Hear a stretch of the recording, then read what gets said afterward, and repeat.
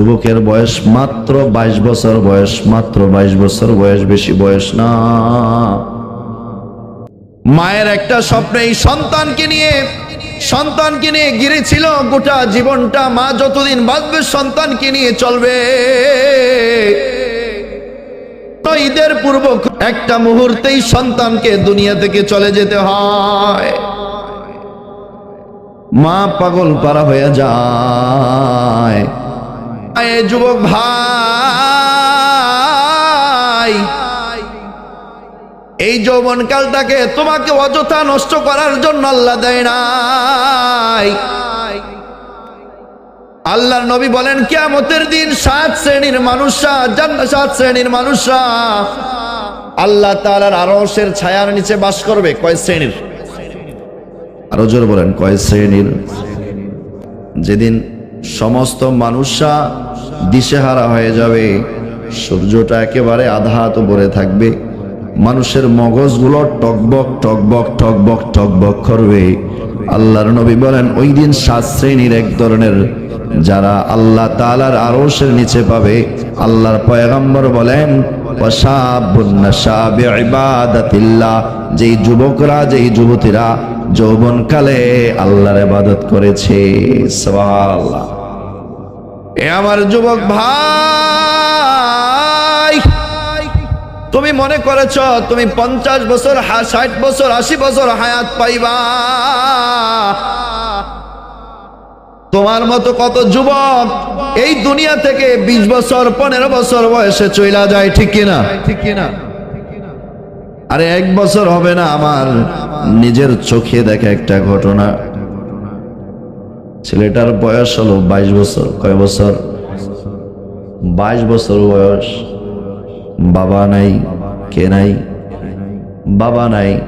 মা আছে। মায়ের একটা সম্বল হলো একমাত্র ছেলে। একমাত্র ছেলে বায়না ধরেছে, ছেলেকে নতুন বিবাহ করিয়েছে।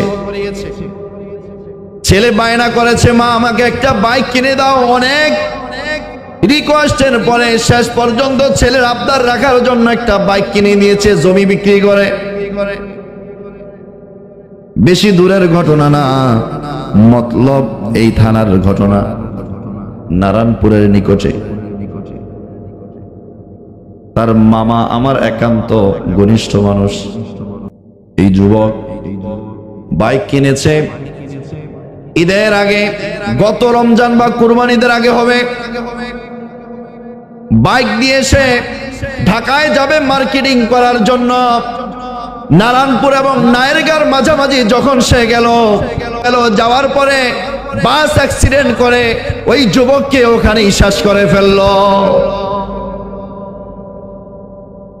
মায়ের একটা মাত্র সম্বল। কয়টা? যুবকের বয়স মাত্র 22 বছর বয়স, মাত্র 22 বছর বয়স, বেশি বয়স না। অনেক সময় আমার পিছনে নামাজও আদায় করেছে নানুর বাড়ি যখন যেত।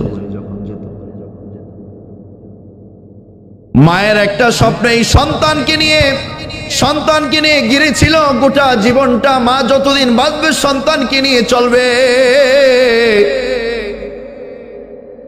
কিন্তু একটা মুহূর্তের জন্য, ঈদের পূর্ব একটা মুহূর্তেই সন্তানকে দুনিয়া থেকে চলে যেতে হয়।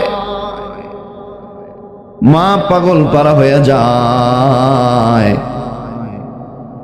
আমার একমাত্র সন্তান, যাকে নিয়ে আমি ছিলাম, আমার সন্তান আজ নাই। মায়ের পাগলামি দেখে মানুষ আর সহ্য করতে পারে না।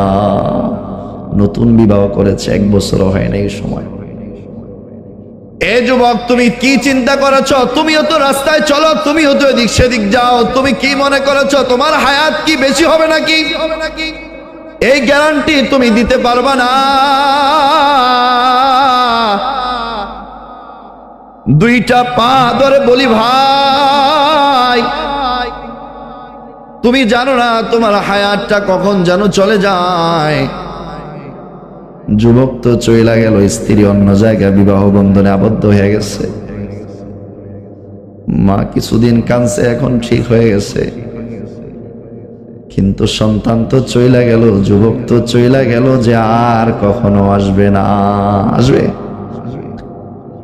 আরে ভাই, তুমি কোন চিন্তায় আল্লাহ সুবহানাহু ওয়া তাআলার অনুগত্য থেকে তুমি দূরে আছো? তুমি যে সময় পাইবা রবের কাছে সিজদা করার, রবের কাছে, আল্লাহ তাআলার কাছে ক্ষমা চাওয়ার তুমি যে সুযোগ পাইবা, এটাকে কে তোমাকে গ্যারান্টি দিল? গ্যারান্টি আছে নাকি?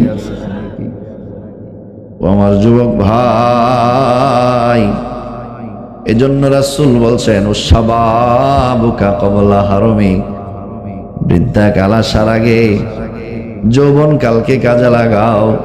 কারণ যৌবন কালে গুনাহ করতে যত মজা, ইবাদত আল্লাহর কাছে তত শ্রেষ্ঠ। সুবহানাল্লাহ। এজন্য আমার যুবক ভাইদেরকে আমি আবদার করব, আমার যুবকদেরকে আমি রিকোয়েস্ট করব, আমার যুবকদের দুইটা পা ধরে বলবো, ভাই আমার, তোমার মতো কত যুবক পরিবর্তন হয়ে যায়, 5 ওয়াক্ত নামাজ আদায় করে, আল্লাহকে সেজদা করে, আল্লাহ তাআলার ভয় নিয়ে চলে, কখনো হারামের ভিতর লিপ্ত হয় না। ভাই আমার, তোমার জানা নাই তুমি কখন চইলা যাইবা। তুমি সময়ে থাকতে সময়কে কাজে লাগাও, যেন আল্লাহ তাআলার কাছে কখনো গিয়ে আফসোস করতে না হয়। ঠিক কিনা যুবক ভাই? ও আমার কলেজার ভাইরা, মন চাইছে তো গুনাহ করতে, এই আত্মা, এই অন্তর শুধুই গুনার দিকে ধাবিত। যদি একবার মালিকের কদমে সেজদা দিতে পারো, রব কুদরতি হাত দিয়ে ওই যুবকের মাথায় হাত বুলিয়ে বলে, যুবক, তুই তো এখন গুনাহ করলে পারতি, আমার ইবাদতে আছো, তোর গুনাহগুলোকে মাফ করে দিলাম। কুদরতি ডাকে, আল্লাহ ডাকে, কোথায় যাও, কোথায় যাচ্ছ যুবকরা, কোথায় যাচ্ছ? কোথায় অবহেলা ভাবে নিজের জীবনকে ধ্বংস করছো? শুধু আজ বহু যুবকরা আছে, এরা কি করে এরা নিজেও জানে না, এরা কোথায় যাচ্ছে সে নিজেও জানে না, তার উদ্দেশ্য কি সে নিজেও জানে না। কেমন যেন পাগলের মতো চলে, না তার নামাজ আছে, না তার আল্লাহর অনুগত্য আছে, না তার সন্তান, না তার পিতামাতার অনুগত্য আছে, না তার খাওয়া আছে, না তার পড়া আছে, শুধুই হারাম কাজে, শুধুই তার জীবনটা অযথা নষ্ট করছে। ঠিক কিনা? দেখেন, আচ্ছা তালাশ করেন না, মরে মরে ফোন নিয়ে বসে আছে, ও কি করছে ও নিজেও জানে। আল্লাহ আপনি আমার যুবকদেরকে হেদায়েত দান করুন।